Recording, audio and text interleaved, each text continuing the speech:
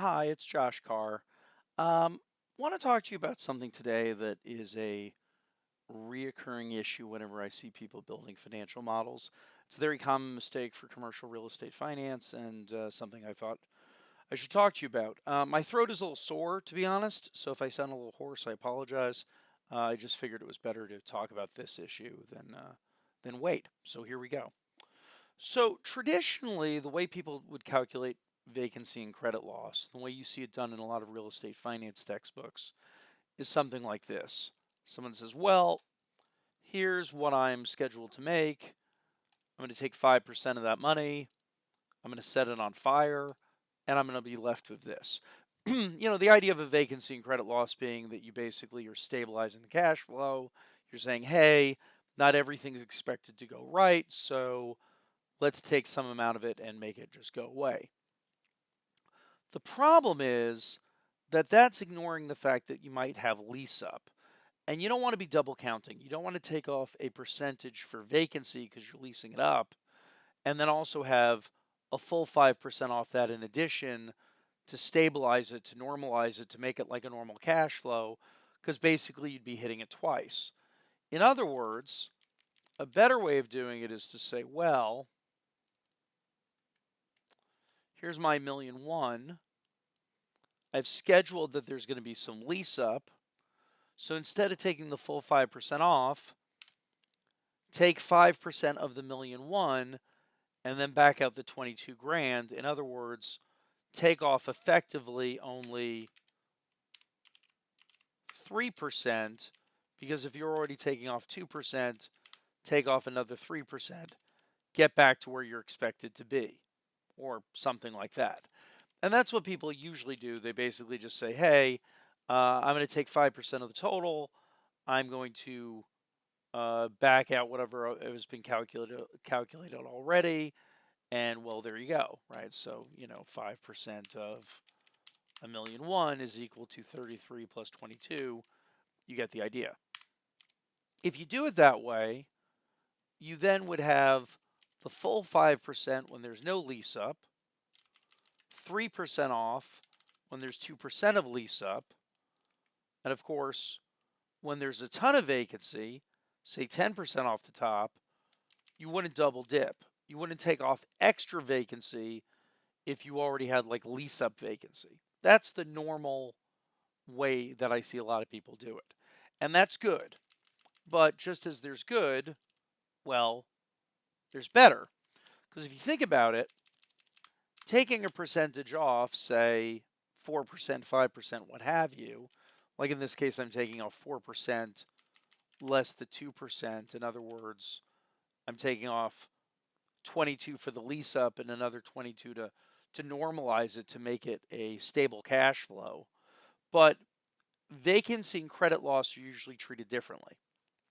Vacancy is going to be affected by the fact that there's some lease up. Credit loss is saying, okay, don't worry about people moving in and out. Just figure out what you would have made.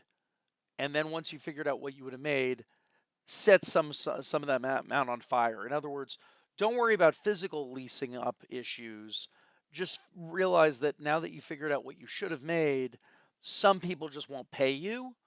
And so there's credit loss, right? And that's the big difference between vacancy and credit loss. Vacancy is taking into account this lease up period, whereas credit loss is saying, now that you know what you should have made, set fire to some of it and basically come back to where you were, get rid of some of that cash flow. And if I look at the difference between, say, Class A buildings and Class B buildings, the big difference fundamentally is credit loss. Good buildings have good tenants who pay. Bad buildings have, well, I don't want to say bad tenants, but tenants who don't pay. And that's better. The best way of doing it, and by the way, to be clear, this 1% is off what's remaining, right? So if you think about that, this 4% is like 4% off the theoretical total, and the 1% is 1% off what's left. In other words, whereas over here, the 5% got you to 55,000. Over here, the 4% off the top and the 1% off that is getting you to a little less, right? So it's not exactly the same. The best way of doing it, though, is this: to say, of that 1,000,001, some of it is leased up, some of it is hypothetical. And so maybe the current tenants that are signed are paying $21.50 a foot. Maybe the hypothetical tenants of the lease up are going to pay 22, which means your potential rent you could collect is 1.1, because there's the money you're getting from the tenants in place and the money you're getting from future tenants, right, who might be at a different rent. Which means instead of just taking off a percentage, you'd say, hey, here's my theoretical amount of money I should be collecting from both signed leases and future leases. Let's back out the future leases, right? So this isn't a percentage. This is just netting out the speculative tenants. And then when we're taking 4% off the top line, we're not saying, oh, this is 2%, that's 2%. We're saying 4% less the actual amount of rent that we would have collected at market with the lease up. And then there's the vacancy. So this ends up being, in other words, 55,000 is 5% off the top.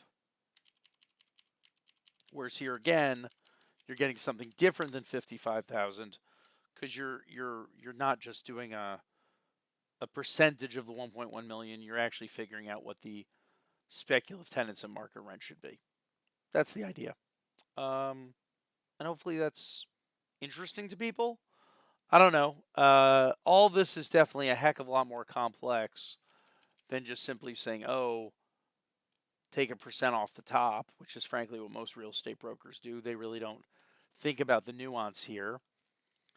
And also, I just want to make the point that there's, the idea being that there's vacancy by rent and vacancy by space, right? Since market rents could be different than the leases that are currently signed, a 2% empty building does not mean you make 2% less rent. It means you make more or less depending on market versus actual leases. That's the basic premise of the thing. Anyway, hopefully you found this interesting, and at least this opens your mind to the idea that it's more than just taking a percent off the top. There's more complexity to it. If this sort of stuff fills you with joy, as it does me, feel free to contact me at josh@kahrrealestate.com. And you can also see a lot of other cool stuff on my website having to do with the technical aspects of real estate financial modeling. Excellent. Cool. Thanks again, and have a great day.